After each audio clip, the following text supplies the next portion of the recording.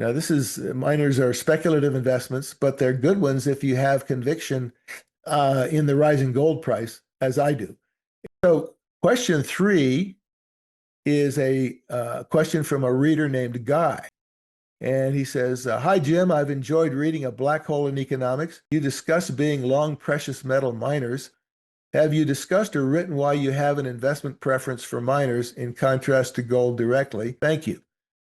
Well, Guy, thank you for the question. To be clear, I do own gold in the form of coins and bullion.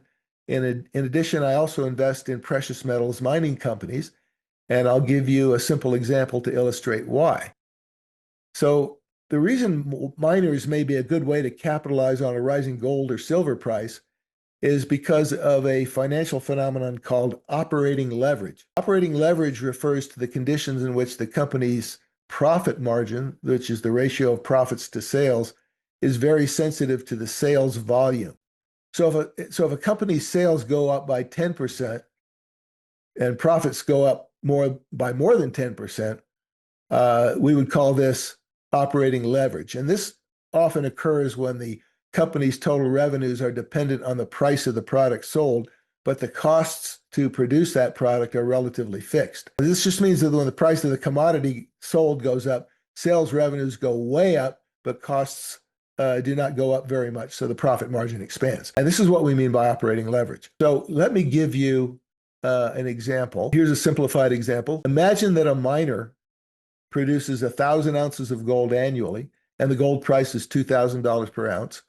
So that gives them an annual revenue of $2 million, 1,000 ounces times $2,000 per ounce.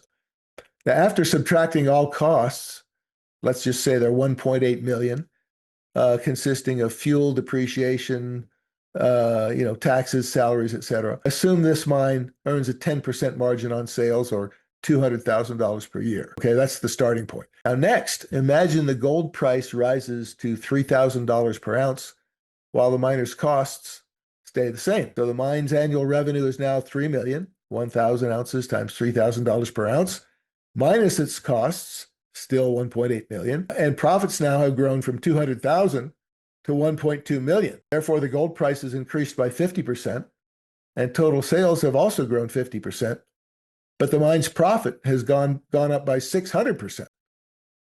Now, consider that the mine might sell for 10 times annual earnings, so the mine's market value might increase from 2 million to 12 million.